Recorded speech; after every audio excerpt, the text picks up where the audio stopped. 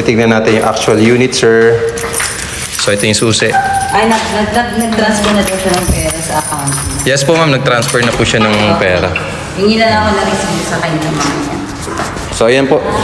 Yung, Ito na ayan po yung actual unit na i-reserve po ni sir. So, 30.60 po. May kasama na po yung window blinds. May abang na for aircon. Tapos may exhaust tayo. So, ito yung Ortigas Extension Pasig, Super 8, yung SM East National University, tapos McDo, Mercury Drug, Bridgestone, and then mga fast food chain. So, ayan po yung granite countertop.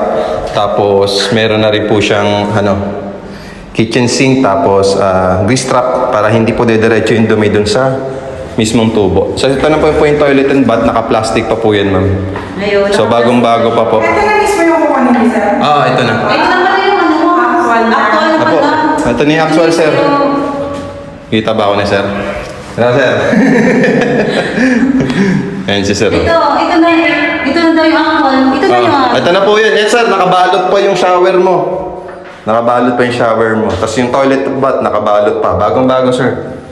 Tapos may abang na rin po siyang water sprinkler po, dalawa. Tapos may abang na rin po siyang libreng ilaw po. Tapos dito po sa internet po, yan, tsaka sa cable, yan po. May abang po tayo dyan. May abang ito yung Tapos yung pintuan po natin, double lock, tapos may peephole po siya.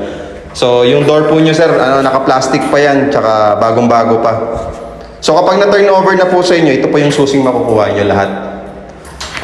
Ano ba si Sir Pagiging? Bank. So ito ma'am, wala pong down payment, 25,000 lang po yung cash out ni sir. Sa inyo po kasi 'di ba sa subdivision na kinuha nyo, equity 2 years bago ka ma-approve.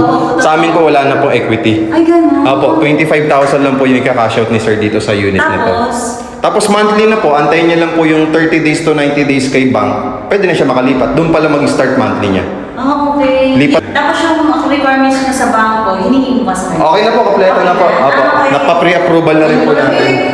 Dire-diretso na po yun. Sa pirmahan na po, tapos bayan na po. Ganun. Tapos, pag may loan take-out na siya sa... Lipat na po. Pwede na siya. Pwede na. Apo. Kung di sa wala pa siya, kami ang nakano. Kayo po yung representative. Ready na rin po yung documents. No? Okay. Naka-ready na po. Pwede na pala yan. Pwede na pala. Dahil sa